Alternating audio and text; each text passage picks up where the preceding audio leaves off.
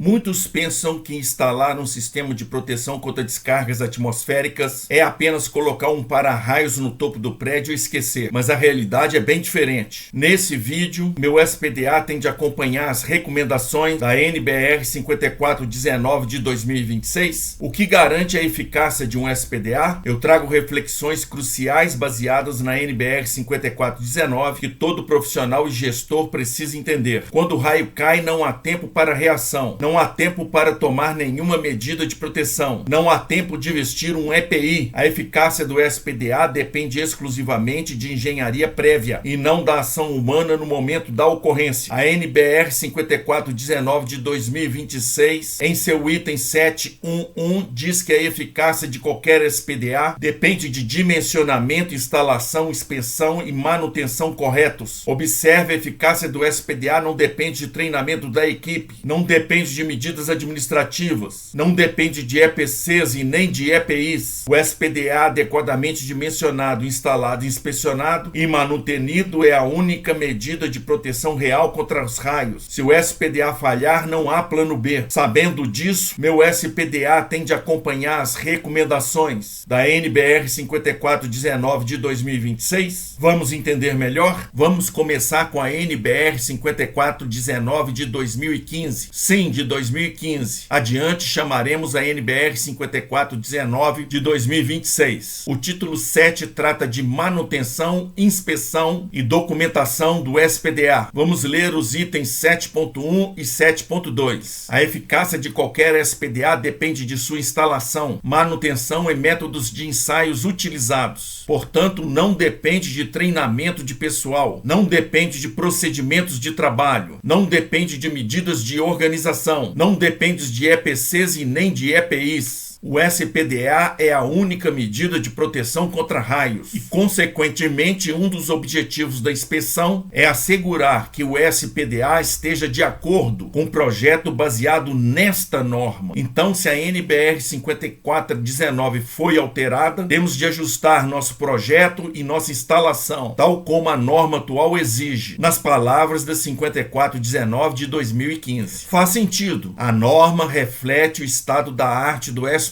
para proteção contra raios. Só o SPDA protege. SPDA fora do que a norma hoje preconiza está fora do estado da arte da proteção contra raios. Assim, o projeto e instalação do SPDA hoje tem de refletir a versão atual da NBR 5419. A exigência de se adequar à norma se dá pelo único motivo de que o SPDA é a única medida de proteção contra raios. Essa exigência de atualização com a norma atual é, do ponto de vista técnico, uma exigência bem entendível. É por esse motivo que nos é possível desenvolver uma ferramenta de cálculo de risco de perdas devido a raios, assunto tratado na parte 2 da 5419. As entradas são aspecto da natureza e da engenharia, nível cerâmico, dimensões, vizinhança, medidas adotadas, e a saída é um valor numérico de perdas por ano. Na tabela 4 destacamos o risco de perda de vida humana ou ferimentos permanentes, como sendo de 10 a menos 5 eventos por ano. Esse conforto de se avaliar numericamente os riscos não acontece nas intervenções elétricas, já que a segurança nas intervenções depende sempre da ação humana na cena da atividade. As várias ferramentas de análise de riscos existentes para avaliar o risco de uma intervenção na eletricidade avalia de forma qualitativa, ponderando a probabilidade do risco de interesse se tornar acidente e ponderando quanto à intensidade das consequências em caso do acidente acontecer.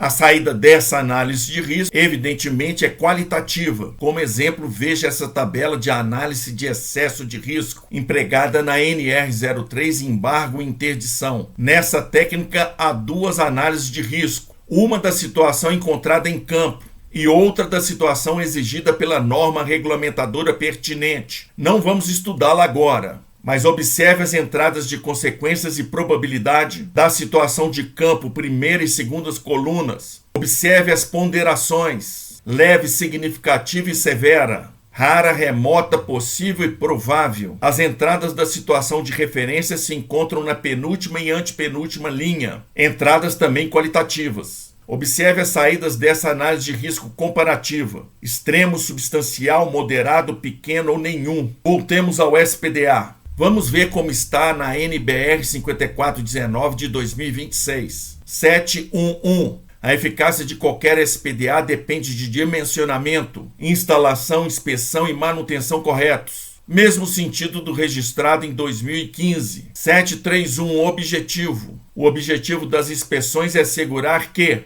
a. O SPDA esteja de acordo com o projeto e este esteja pelo menos em conformidade com a sua norma de origem. Edição vigente na sua elaboração. Não exige, portanto, a atualização do projeto e nem da instalação. Por que motivo? O assunto é jurídico. Apesar de atender os aspectos técnicos com louvor, trouxe uma insegurança jurídica. Ilustrando a situação, estava uma instalação em conformidade com a NBR 5419. A norma técnica foi alterada. E norma técnica no Brasil é lei, nos termos da NR10. E com a publicação da nova versão da norma, a instalação passou de conforme para não conforme. Isso fere o princípio da não retroatividade existente na lei. Conflitos com seguradoras, indústrias das adequações, laudos com não conformidades infinitas. São algumas consequências do texto da 5419 de 2015. Esse conflito foi totalmente apaziguado com o texto da 5419 de 2026. O foco da inspeção volta a ser integridade física, conservação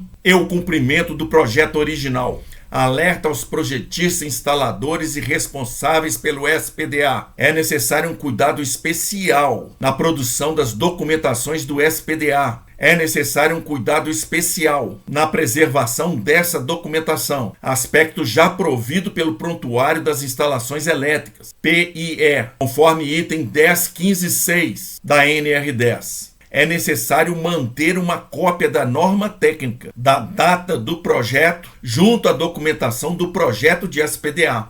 E lembre-se, estado da arte do SPDA é igual NBR 5419 de 2026. Clique nos cards e conheça outros de nossos vídeos.